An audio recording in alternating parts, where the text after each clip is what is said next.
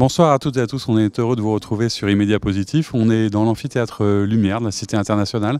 Je suis avec Thibaut Farinck. Bonsoir Thibaut. Bonsoir Frédéric. Alors vous êtes l'un des organisateurs de cette magnifique initiative qui s'appelle la Nuit du Bien Commun à Lyon. Exactement, ce soir on est à Lyon pour le Bien Commun, un événement qu'on co-organise avec la Fondation de France Centre-Est.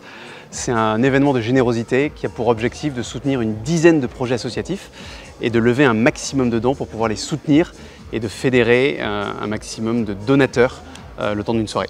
Alors concrètement, dans cette immense salle, il va y avoir 800 personnes tout à l'heure. C'est quoi, il y a 9-10 projets qui vont être présentés. Comment ça va se passer la soirée? Exactement, 10 projets qui vont se dérouler juste derrière nous, sur scène. Ils vont avoir 4 minutes pour se présenter, un peu format TEDx assez court. Et à l'issue de ces 4 minutes, on a Maître Bérard, commissaire-priseur à Lyon, qui va venir solliciter la salle pour faire des dons en direct. Donc ce soir, chaque don est fléché vers des projets.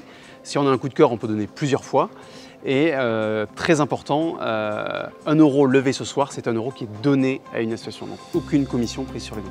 Eh bien, merci Thibaut, on vous laisse préparer tout ça. On va partir à la rencontre de tous ceux qui vont pitcher ce soir et on vous dit à tout à l'heure. Merci.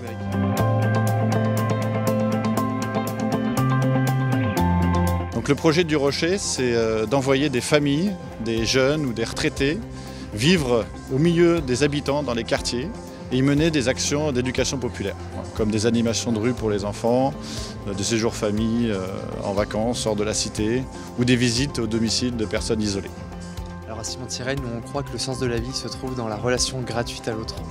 Et on propose à des personnes devenues handicapées suite à un accident de la vie, un traumatisme crânien, un AVC, un accident de la route, de vivre dans des maisons partagées entre personnes valides et handicapées. Et on a aussi un groupe d'activités qui s'appelle les Compagnons, où on propose ce même esprit d'amitié et d'entraide entre personnes handicapées et valides. Je m'appelle Clotilde Gilbert, je suis la directrice et fondatrice de Wake Up Café. C'est une association qui accompagne des personnes qui ont connu un passage en prison, qui ne veulent plus y retourner, qui savent que ça va être compliqué pour eux dehors et qui demandent de l'aide pour s'en sortir. Wake Up, c'est le réveil, c'est l'énergie, le café, c'est aussi l'énergie, c'est la convivialité. Et à Wake Up, on accompagne beaucoup avec des liens sincères et chaleureux pour permettre aux personnes de s'en sortir. Alors la pause brindille, la pause, je pense que tout le monde comprend. Brindille, c'est parce que c'est la fragilité de ce petit bout d'arbre qui, mis bout à bout avec d'autres petites brindilles, crée un nid et crée un cocon soutenant.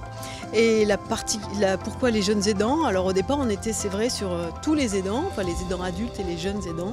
Et à la sortie du confinement, on s'est dit qu'il y avait vraiment très peu d'acteurs qui s'occupaient de cette jeunesse-là, qui était essentielle pour la santé publique, pour la société tout entière et surtout pour leurs proches.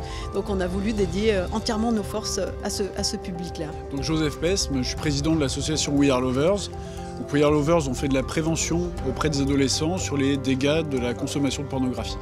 Je suis Anne Caloven, je suis la fondatrice et la directrice salariée de l'association Au Tambour, qui est le premier lieu non mixte dédié au bien-être des femmes victimes de précarité, d'isolement et de bien-être sur la métropole de Lyon.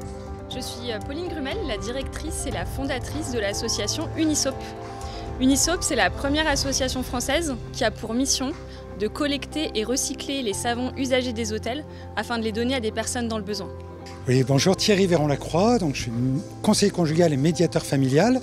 Et avec mon épouse, qui est aussi conseillère conjugale, on a créé les maisons Familia pour prendre soin des relations dans les couples et dans les familles. Je suis Catherine de Rigaud, je préside l'association Espérance Banlieue Pierre Bénite. C'est une association qui porte une école hors contrat, implantée spécifiquement dans les banlieues. Elle fait partie d'un réseau de 17 écoles en France, le réseau Espérance Banlieue. Et voilà, nous venons nous sommes présents pour lutter contre le décrochage scolaire et pour faire valoir aussi la culture française et la citoyenneté dans nos écoles. Je suis François Giscard d'Estaing, je suis secrétaire d'une association qui s'appelle Magdalena 69, qui intervient auprès des personnes en situation de prostitution et également auprès des SDF.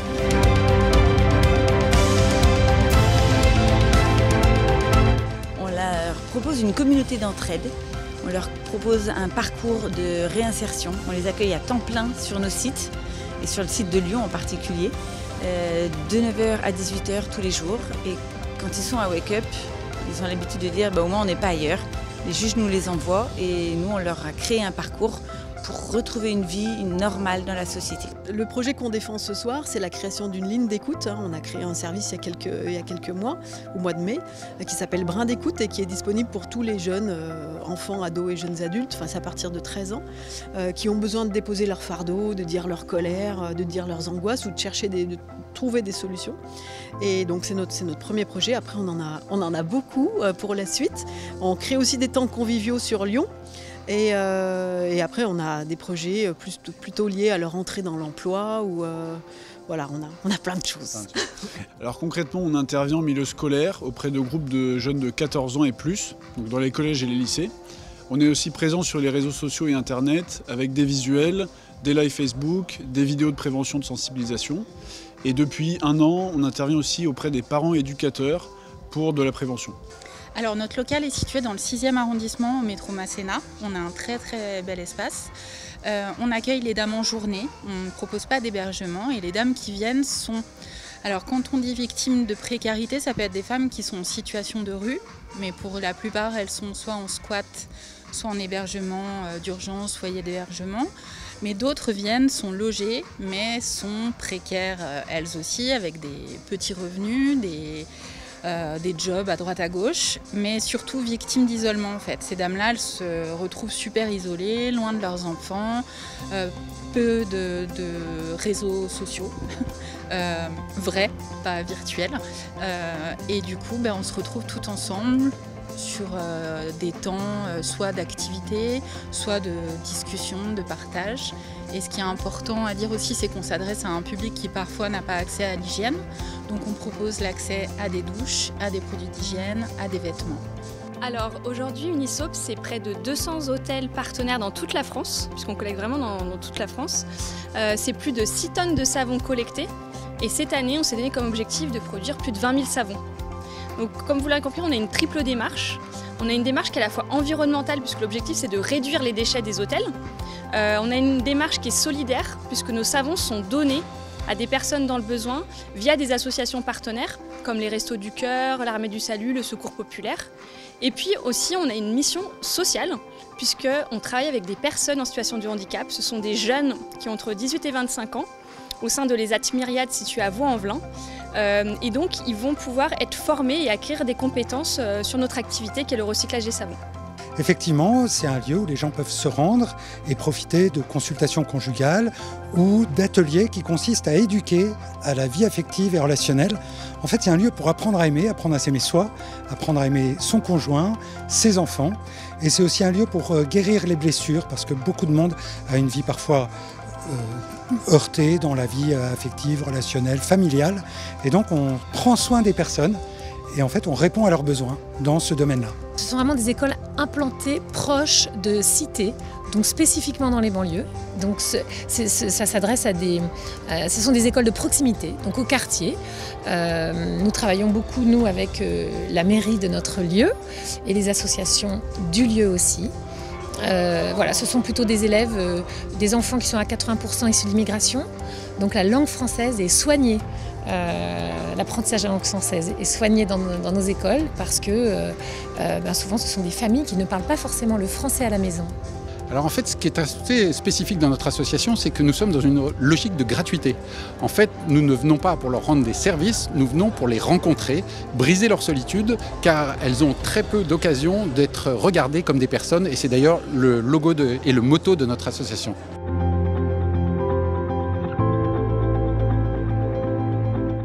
Alors, moi j'attends de l'argent et voilà, on a vraiment envie de développer nos activités auprès des enfants, notamment au niveau de l'accompagnement à la scolarité. Et donc voilà, nous voulons embaucher un nouveau salarié pour renforcer l'équipe et pour augmenter le nombre d'enfants qu'on suit à l'accompagnement à la scolarité. Passer un bon moment chaleureux, convivial.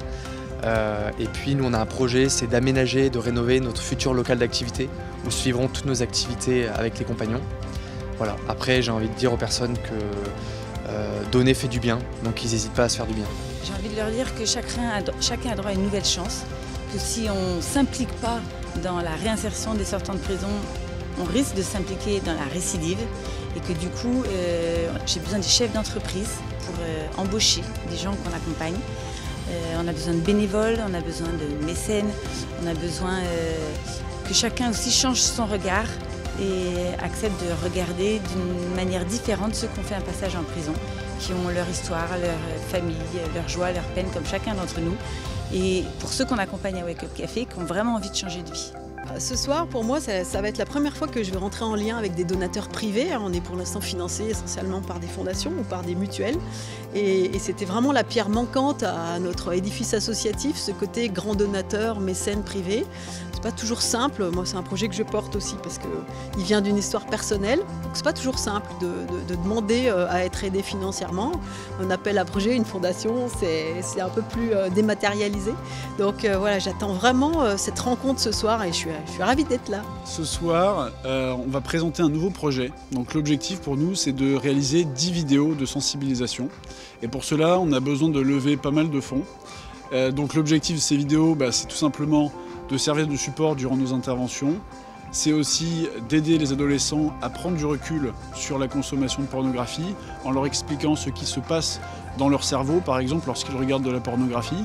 Et c'est aussi donner un support aux parents, aux professeurs, aux éducateurs qui souhaitent aborder le sujet avec leurs jeunes mais qui ne savent pas comment s'y prendre. C'est vraiment de dire que les femmes qui sont concernées par la grande précarité, voire par la rue, elles existent. L'INSEE a donné des chiffres.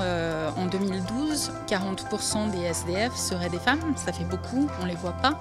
Donc c'est déjà porter une parole pour dire elles existent. Comment font-elles en fait?